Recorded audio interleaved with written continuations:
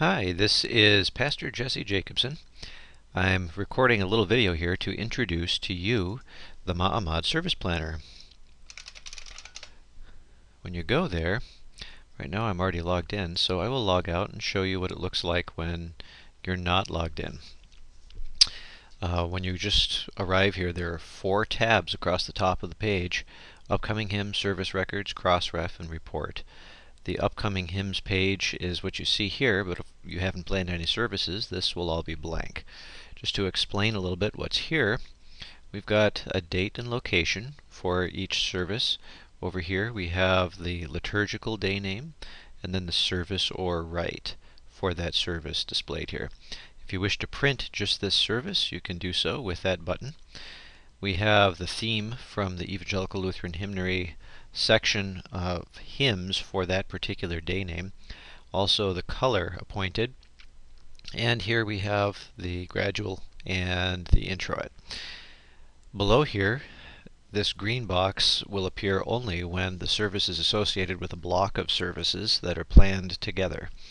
And you can see it has texts and a collect associated with that block based upon the parameters that are in that block. This is the name of the particular block that's associated with this service.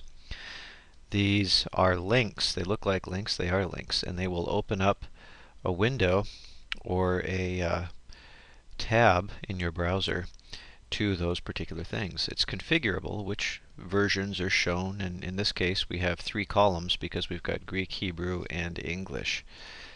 And below that we have a space for notes up on this service, things like who's going to be playing the organ, notes for choir, notes for other liturgical selections, and so forth. And then of course the hymns. So you've got the hymn book, hymn numbers, a space for things like which stanzas you're singing, and also the title of the hymn. Service records looks very similar, difference being that you can configure how it's displayed from a date to a date, and if this is checked, then all future services will be included in the listing. You can show them in reverse chronological order, which is what we're seeing. This is the very latest one that's been planned in this case, and then they go backwards in time like a blog. This would be chronological order. So that begins at that date and goes ahead to this date or even beyond to future services. You can jump to this particular week like that, and that's pretty handy too. If you don't like the way these are displayed on any of these kinds of displays, you can adjust the styles this way. Change the base font. You can change the hymn font size. You can change the note font size. You can decide not to show the block information, like this. You can decide not to show the propers, like this, so you only have notes for the service and the hymns listed. And if you have multiple locations like I do, we have the same service taking place at Bethany and Concordia, perhaps you want to only show ones at one of the locations. And so here we have only Bethany, and what that allows you to do is make a nice printout just the way you like, only for that particular congregation or location.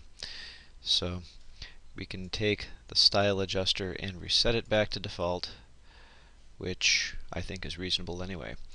The cross-reference page shows a nice cross-reference for these hymn books. I didn't put this information together myself, but it's pretty handy. If you click on any of these headings up here, the table will resort itself according to that particular heading. So here are all the ELH hymns. As you can see, there may be more than one title for a given hymn number because the title varies depending upon the book you're looking at.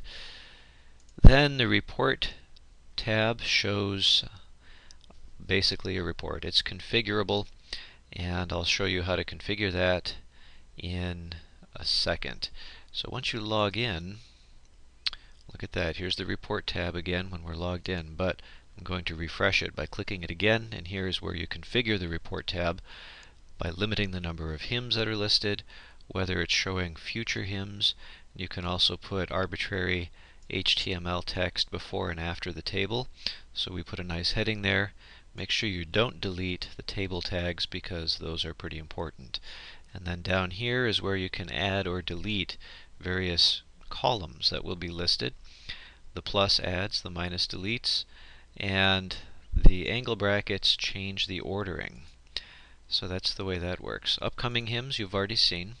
Modify services looks a lot like the other one we were looking at, except here you can actually add a new service, and you can also add hymns to a service, copy a service to a new date, edit the service as we have it here.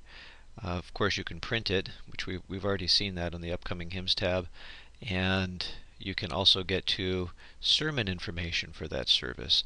The sermon information is also on this tab over here. So if I click that, here we are. We're looking at the sermon plan for that particular service. The information of the service is below. You can include text, outline, and notes. You can upload a manuscript file of any kind, or if you don't want it anymore, you can delete the manuscript file as well. You can call up a printable sermon report, and you can also look at the default view of this Sermon Plans tab, which just lists all of the various sermon plans. So here's an example where you have an outline, you have some notes, some extra information about the service up here. Here a manuscript has been uploaded, and you can download it by clicking the MSS. So the Block Plans tab allows you to set up a block of services within a certain span of time. And that block of services shares certain information, like which lessons you're using for Old Testament, Epistle, Gospel, which psalm you're using. You can choose between historic, ILCW, A, B, and C. Those are all included in the service planner already, as they're found in the Evangelical Lutheran Hymnary. You can also create a custom lectionary if you wish, if there's something else you want to add in, like the Eisenach series or something else, Synodical Conference series perhaps. You can select which collect will be used in this block, the Dietrich collect or historic collect, or there's a way also you can add another series of collects if you wish. Select which text you're using for the sermon. This is probably the most useful part of the block plan, because you'll be doing blocks of services that follow a certain pattern for the sermon texts that are selected. You can also add notes that will be displayed for all the services in the block. The sermon plans you've already seen, the cross-reference you've already seen. The housekeeping tab over here in the end allows you to set up many different aspects of your service planner. Mostly you can ignore what's here until you need it, but here I would recommend that you save frequent backups of the database just in case. There could be technological failures, but there also could be human failures where you need to restore data back into your service planner, and this is where you upload the dump file that you have obtained as a backup.